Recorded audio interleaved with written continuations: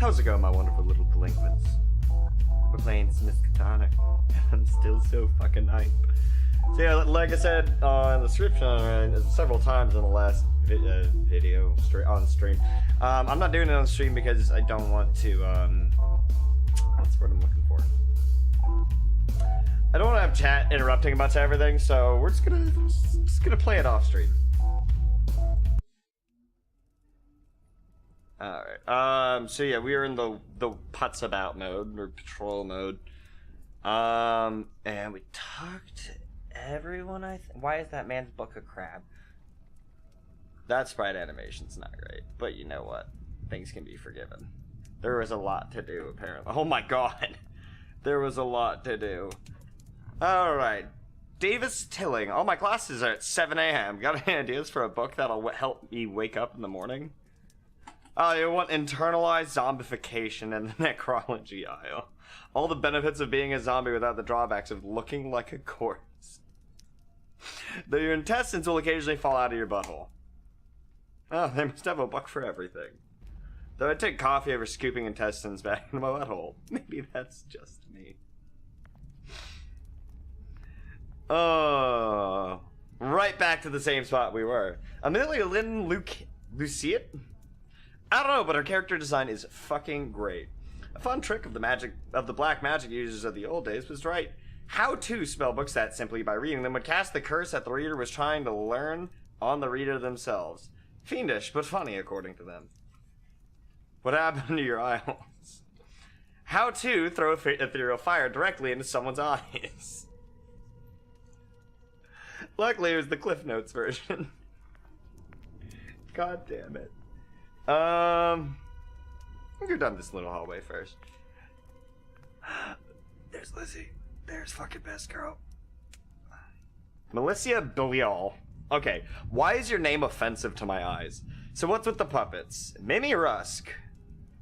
We help her talk with unfamiliar people on unfamiliar subjects. One must become more familiar with us in order to become more familiar with her. Aw, she's super shy. Spent a little too long in the psychology department, huh? I've heard researching all them dark psychiatrics can rub off on people. And you spent a little too long in engineering to not know when someone's pulling your leg. So working and studying certain building has a residual effect. I wonder what's effect working in the occult science building has on witches. Probably nothing great. I hope I don't start taking a chalkboard to my coven's dance rituals. No one wants to know how the angle of rotation on one of my sick freeballing pirouettes.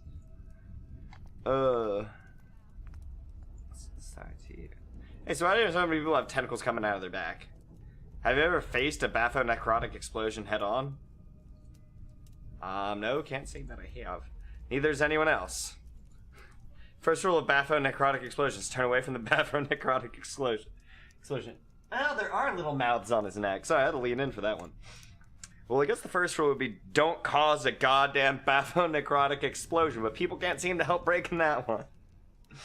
You can probably tell from the lack of extra limbs, but I have no idea what a batho whatever actually is. It's the process of deliberately caving in an artificial portal through our dimension to stop extra-dimensional entities from getting out. It's a last resort, since usually there are teams of portal divers still inside, but hey, better than the other world, huh? I mean, I guess. And maybe you guys should try transmutation circles. That's what us witches use when we need to summon creepy stuff, and none of my coven have any weirdo tentacles. All you need is chalk, a little blood, some candles, and a complete disregard for pants. Yes, we've all been taught the witch method, but the scientific method reduces the element of randomness, increases the size and duration of the portals to allow for human entry, and best of all, you get to keep your clothes on. I'd say that's the worst of all. So science is magic plus underwear, huh? Lizzie. What you got there? Grilly cheese is the best human invention. Everyone says so. Everyone in the university, everyone in this dimension, the Migo, the Yithians, the Starspawn, Chthonians when someone makes one for them, the homeworld elder things, even Yog Sothoth likes one now and again. Oh my god, really? Not like the internal combustion engine, not penicillin, the telephone, light bulbs, eyeglasses, great big trains, microscopes. Nah, we don't need any of that. She's so cute. She's actually horrifying, but I know she's so cute to me. So humanity, for all its achievements, all the love and loss, all the wars, all the technology and innovation, all the art and culture, everything we've done, and we're considered by the rest of the universe as those guys that make a mean grilled cheese. I don't know how to feel about that. Oh, wait. Is it called science on the campus? I'll just stay in my jurisdiction for now.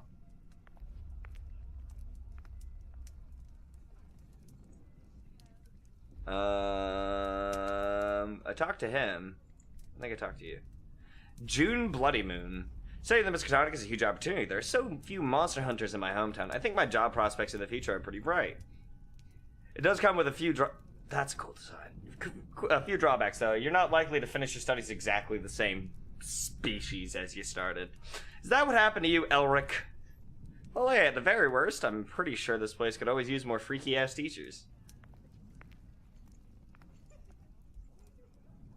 For my jurisdiction's right here, although patrolling the whole university would probably be good for the old leg muscles. Get all toughened up in case any sick monster attacks. Can't stand a lean steak myself, much prefer a pressed ham. God damn it. God damn it, Annie. She's not even in the room. Let's go back. We're gonna explore here. Oh, it's the library, okay. Emily, do you guys have any books on advanced witchcraft? I kind of want to keep fresh while I'm here. I'll take that as an of course we do, Charlotte. Have you seen the size of this goddamn library?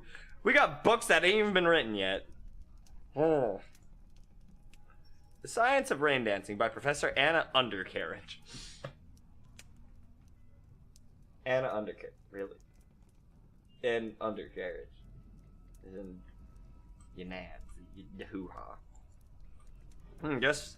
Guess maybe I'll fit in here a little better than I thought. I've been doing science all this time. Much like electricity, the human body acts as a conductor of magical energy intrinsic in the air of regions of high concentration. This effect is exacerbated with wet skin, leading to many witch cults dancing naked in rain in order to conjure spells effectively. Indeed, it seems paranormal encounters seem more frequent when it's raining, or in regions of the world where rain is frequent. The witch cults of Seattle and Scotland are considered incredibly powerful and fearsome, simply due to their geographical advantage. Would they to be taken away from their home deluges, they'd be as simply as effective as their new weather permits them to be. God damn it, Annie. I won't believe what you're reading. Nothing, just some stuff about witches. You wouldn't get it. Nah, probably not. That stuff's too cool and magical for a dumb old cannibal like Annie. No place for an ugly old purple blood like old poor dumb old cannibal Annie. Poor dumb Annie. Well, hey, come on, I didn't mean it like that. Next time it rains, I could teach you a few tricks. How about it? Get you a pet frog, give it a couple extra eyes. What do you say? That sounds fun, but can I make a suggestion? Sure, I guess. Rather than rain, can we dance around in buffalo sauce? I think I want a little zing when I bite you. Oh, damn it, Annie, why don't you go bug someone else? Because you're the only one that finds it funny. There's a difference between laughing at something because it's funny and laughing at something because it's ridiculous. Most folks run away from folks like me. We seem to take threats of being devoured quite seriously. There's nothing I like more than watching you run away, Charlotte. You beat me to it. I love that expression. I think that's my favorite expression in the game so far. Yeah, see you around, Annie. Alright, so that was a quick side trip. Student Corporeum. Oh wait, I didn't read what this one was. Occult Science Entrance. Students of occult science are discouraged from interacting with other students of the Miskatonic alumni. As strange or upsetting as occult science seems to be, the subject is incredibly tame in comparison. Ask yourself why anyone would come to the Miskatonic University study geography. Check what the room of this. Eldrich Library. Books branded with the school's insignia are to, under no circumstances, leave the library. Branded books found outside library will be shot on sight. Everyone down! He's got a book! He's going to read! So the Student Corporeum is... Students are encouraged to practice vivisection during recreational hours, using the locally bred horrors, nightmares, pets, or children available. These resources are included in your tuition. So they do pay a tuition. Al Cruzrung. So what do you reckon they're doing in there? Poking and prodding, same as always. Eventually she'll get bored and we'll get tasked with carting off the husk. It's a cute cat. Hee hee. If you told tiny child Albert that in the future carrying corpses would be considered the easiest part of his day, I think he'd pitch a fit. I'd have thought the same part between carrying the body to the corporeum and carrying it away would be the easiest part. I'd have thought the part between carrying the body to the corporeum and carrying it away would be the easiest part. Though I guess hanging out in the spooky ass hallway could be a little exhausting too. Does he have something different to say? No, alright, so when they talk in pairs there, they don't have separate conversations. Mindy in the morning, just a small word of advice to the biology department. You can't stick a dog and a war veteran into a centrifuge and rejigger the mush into a living being. And everyone say hello to the world's very first werewolf. There's clearly a reason I'm not down there with you guys. Aside from, you know, the carnage it would cause. Did you guys hear that? A goddamn werewolf. You guys want to check it out? We're not done here, Mike. We've got the incinerators going before we can knock them off. We gotta get the incinerators going before we can knock off. What's his fuck up? He doesn't seem to have one, and that's concerning. He doesn't seem to have a fuck up, and that's concerning. There's that guy's fuck up. Carter's is right. First we burn whatever nightmare of the corporeum's working on. Then we can go gawk at whatever nightmare the biology department's working on. They got their own burners after all. I always thought you had to get bit by a werewolf to become a werewolf. Then again, why would any werewolf stop at one bite and not just eat whatever is biting? Maybe that's why we don't have zombie plagues anymore. That's a fair point. Okay, wow. That's where we're going with this. Oh man, look at this sick, awesome thing. Crazy Eddie. Hey, that tough stuff is a colony of cuttleworms, complete with the bloody spinal cord of their human host. They like to lay their eggs in city water pipes. Once consumed, they attach the spinal columns of their host, eventually controlling their every move. Sort of like zombies, except, you know, a lot more screaming and begging for death. Very interesting species. That's a deceptively adorable name for the worst thing ever. I bet the boys are tanner than I could yank the spine out of this poor sod's mouth. Turns out the worms form a rock-solid grip on the host's brain while they're piloting him. Finger's ear is gonna give him a prod, see if she can't get him to let go of the bugger's melon meat. Oh, here we go. Excuse me, I just had the darkest thought encouraging that I slit my wrist, take off your trousers, and play your bum like the bloody bongos.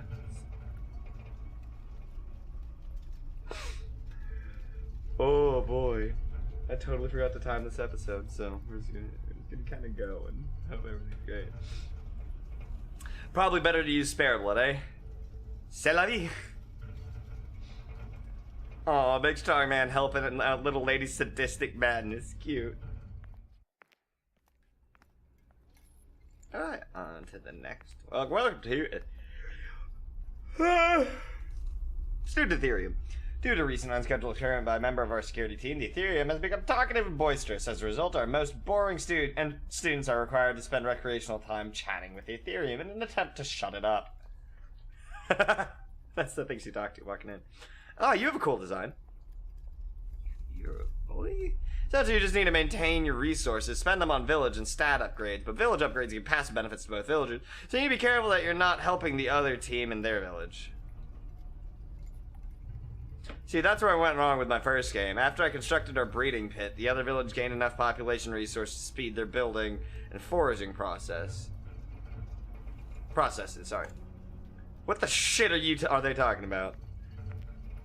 Vidya.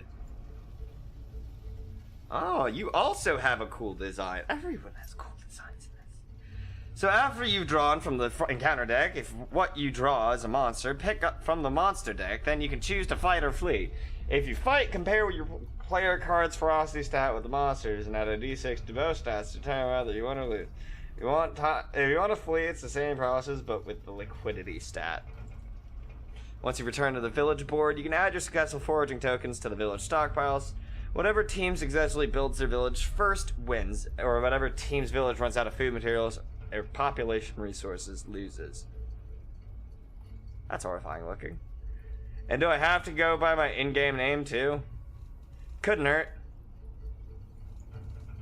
They must be talking about some sort of board game. Never played one before. Not many places to put the board when you're off dancing in the woods with nothing but a smile on. And nowhere to keep the pieces. Prison pockets exist, sweetheart. Rena York. What's unique about our planet is that all the plants and animals share a universal language, or a sort of collective consciousness guiding things like migratory patterns, blooming seasons, what is predator and what is prey, things like that. It also acts as a conduit of emotions of organic life. Flowers pluck, the garden screams. A cow is slaughtered, the whole herd weeps. Humans seem to have lost this ability over the last 100,000 years, and those of you that can hear it go mad with the knowledge of it. Just so you know, this planet is very upset with you humans. Better go apologize to my big one. Which mouth does he eat with? Oh man, I hope that ain't true. As a witch cultist of a love goddess, I should probably be spreading the love to everything, not just humans. And I've eaten a whole lot of burgers. Same though. Hello again, how's it going? So you're the one that taught the Ethereum to talk, huh? My guess, but I think he knew already. Hi, I'm... Wait, let me figure it out. Okay. Layer of grime over the extremities. You're aware of the mutagenic atmosphere and have applied a home remedy. So you're local to New England. But no real accompanying stench other than that of dead flowers, so you're often with other people. Mild wobbling, the tension gate is lack of exercise, but the very dirty boots means you're outside in the rain a lot. Judging by the short black skirt and choker, you're an active worshipper of Shub-Niggurath, the goddess of love and humanity. I don't know why I had like a brief mental lapse there. And combining the grime, waddliness, smell, and outfit, you must therefore be a member of the Chesuncook Witch Coven. Wow, exactly, although they were just observations. So what's with the creepy tentacles? This is as close to a handshake as I get. Nice. Oh well. Enchanté. So what's your deal?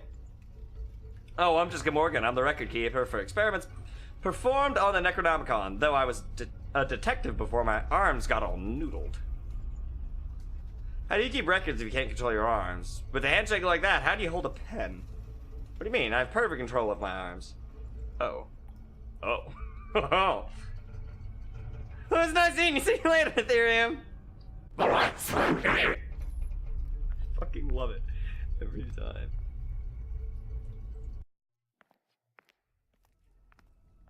That's a hell of a face. Oh, you got little leech arms? Do those wormy things act as your arms? That's pretty groovy. I think this is a reference to one of his other characters in a comic called Red. Actually, yeah, Victoria Redler. It absolutely is a reference to one of his other characters. She was an amputee that had she was missing her arms, and they had like robot hands, I guess, that they fought with. And so this is just her in this universe, I guess. Yeah, the thing to remember about these occult shenanigans is that most of these monsters are just really ugly animals, and animals can be trained. Cool, how'd you train them? Traditional combination of treats and mild punishment. As a treat, I let them keep my arms.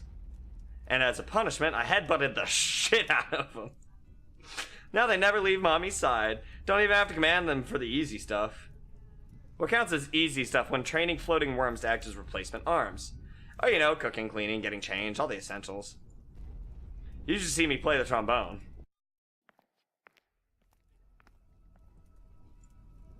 Man, that person's eyes are bleeding.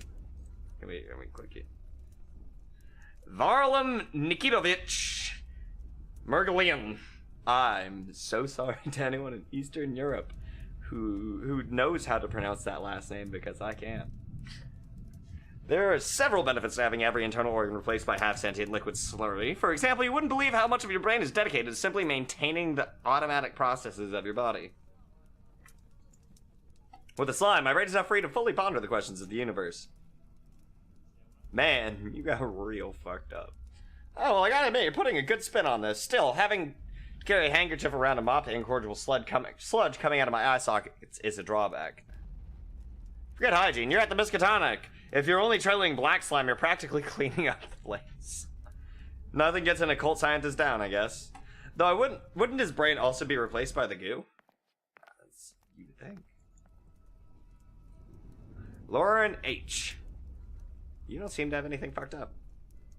The geography building is probably the least dangerous lessons on campus, but also has the highest security. Can't have the public figure out where the plateau of Lang is, or worse, Valir. Why not? You know how some people can't help but get as close as they can to the scene of a car crash? Imagine that car crash being a centralized supernatural apocalypse based in the Pacific Ocean. Folks would climb over each other to check that out. I guess. I bet it looks pretty radical. I bet we're gonna see it. So what's with folks changing their names for that board game people are talking about? It's to make the consequences of the game seem more real. A lot of people need an escape from work or their studies, and the game's a good way to do that. Manus Emberstar. It's a hell of a name. Oh, you think I could play with you guys when I got some time off or whatever? Depends, what's your in-game name gonna be?